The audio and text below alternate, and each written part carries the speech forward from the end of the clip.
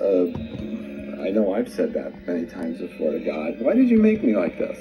You know, you could have made me a little stronger and I could have been a better witness for you, but instead you made me the way I am. But, you know, I'm just reminded of other verses in the scripture that say that, you know, his power is perfected in weakness. So, and Paul saying, you know, he will glory more in his weakness, that God's power and abundance may be made manifest. And what that means is, if you continually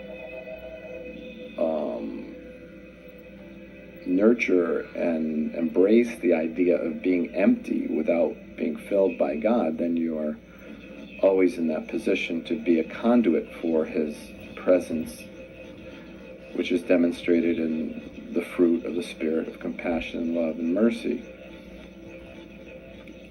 So, even though that's what my heart cries out, you know, in distress to God, why have you made me like this? Well, instead I should be saying, thank you, you've made me like this, so I will continually call on your name to be filled by you. Oh yeah, baby. Just like that.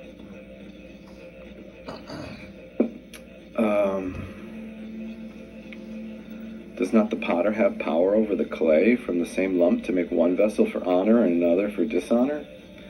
But if God wanted to show his wrath and to make his power known, endured with much long suffering the vessels of wrath prepared for destruction, and that he might make known the riches of his glory on the vessels of mercy, which he has prepared beforehand for glory, even us whom he called, not of the Jews only, but also of the Gentiles. Now, this whole issue of wrath, I have a real problem with. Oh yeah.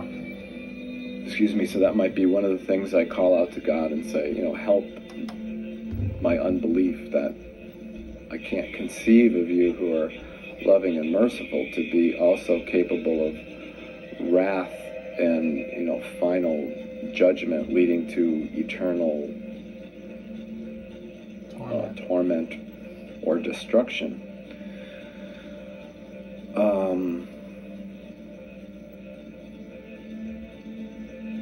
But that's, you know, that's clear, and I think that's, I mean, as far as there's a clear historical pattern there in both the Judaic and Christian tradition, that there is that dualistic aspect of it, that, you know, choose me and have life, reject me and reap the consequences of death, suffering, and sin, both here and forevermore. Again, logically, that just doesn't make sense to me.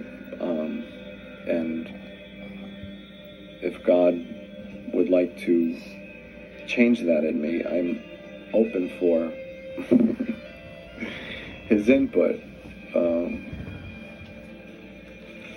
Because I think, you know, this is one of those key, like I think I said similarly before, that this is one of those areas I think that really becomes a stumbling block for non-believers to even consider Christianity at all.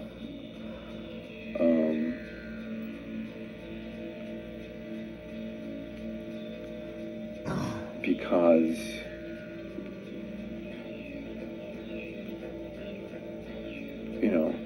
like me, they're thinking, well, if God's good and all loving, then what's this hell about? What's this judgment about? Didn't Jesus come to be a sacrifice for sin and remove the sting of sin and death? And aren't we now open to, the full access to heaven and all the beautiful attributes of humanity and divinity? And wouldn't it be contradictory for a benign, loving deity to exact torment and harden the hearts of those who up to that point have rejected him? I share that concern, as I was going to say. Verse 25, as he also says in Hosea, we're reading from Romans 9, verse 25. As he also says in Hosea, I will call them my people who were not my people, and her beloved who is not my beloved. And it shall come to pass in the place where it was said to them, you are not my people, there they will be called sons of the living God.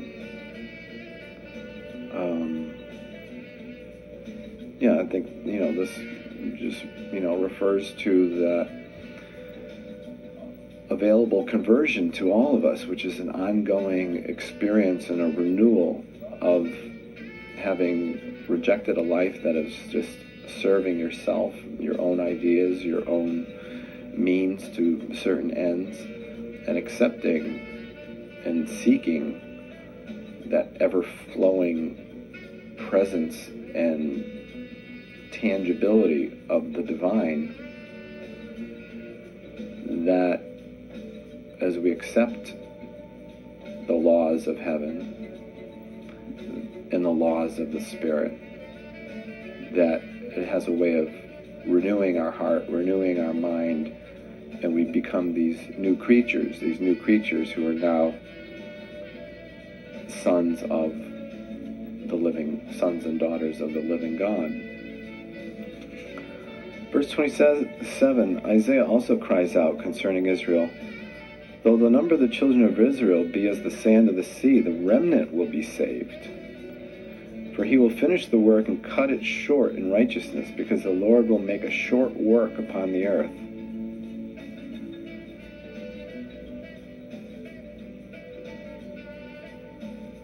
And,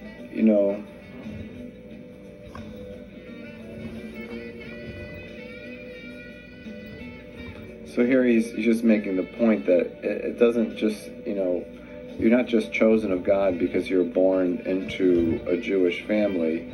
You're born of God as you receive the promise and you believe in the promise of faith and move outside of yourself to be a person of faith. Then you start to reap the eternal blessings of God at that moment, and continue, hopefully, to seek his essence, the essence of God, continually, so it's ever new. His mercies being ever new every morning. And as Isaiah said before, unless the Lord of the Sabbath had left us a seed, we would have become like Sodom. We would have been made like Gomorrah. So what shall we say then? That Gentiles who didn't pursue righteousness have attained to righteousness, even the righteousness of faith? But Israel, pursuing the law of righteousness, has not attained to the law of righteousness? Why? Because they didn't seek it by faith, but as it were, by the works of the law. For they stumbled at that stumbling stone. And this, I think, is a key thing. And regardless of what your faith is, or lack of faith, or not having faith, or believing in faith, that this is where we start to encounter the divine nature in this domain, in this time, and in this space, is that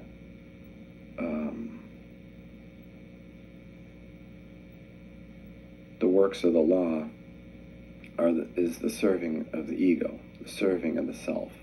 I must do this and that. Unless I do this and that, I am not worthy.